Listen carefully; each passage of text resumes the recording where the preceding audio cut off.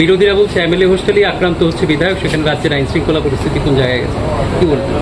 না না, নিশ্চয়ই আমরা যদি দেখি তৎক্ষণাৎ সেখানে পুলিশ প্রশাসন পৌঁছে যায়। আমাদের উপাধ্যক্ষ সেখানে খোঁজখবর নেওয়ার জন্য উনি পৌঁছে গেছেন এবং সেটাই একটা এফআইআরও সেখানে হয়েছে। তো আরও আমাদের আইন শৃঙ্খলা, দেখুন সবচেয়ে প্রায়োরিটি যেটা সেটা হলো আইন শৃঙ্খলা, এবং সেখানে দেখতে হবে যে এই যারা আইন শৃঙ্খলা বিঘ্নিত করার প্রয়াস করছে তাদেরকে আমরা কোনো রকম প্রমোট করছি কিনা।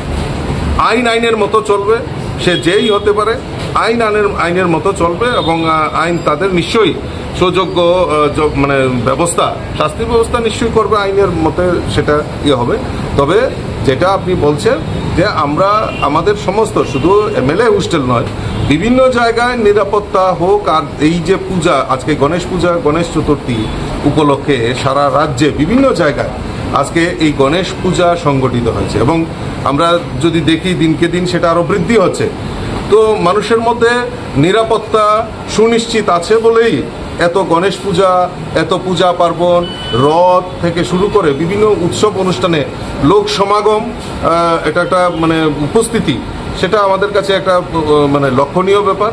এবং আইন শৃঙ্খলা নিয়ে আমাদের সরকার সচেষ্ট রয়েছে এবং যদি আইনের মানে আইন বিঘ্নিত হয় নিশ্চয়ই সরকার কাউকে রেহাই করে কথা বলবে। রাধাকৃষ্ণ জুয়েলারি নিয়ে এসেছে বছরের সবচেয়ে বড় ডায়মন্ড ফেস্টিভ্যাল 16 আগস্ট থেকে 31 আগস্ট 2025।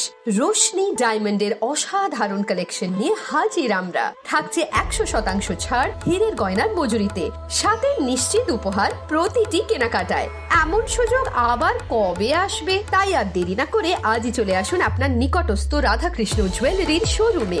উষা বাজার, আগরতলা, ধর্মনগর, বিলোনিয়া, উদয়পুর, পোলো সেন্ট্রাল মল, আগরতলা। সবার সাদর আমন্ত্রণ। রাধাকৃষ্ণ জুয়েলারি।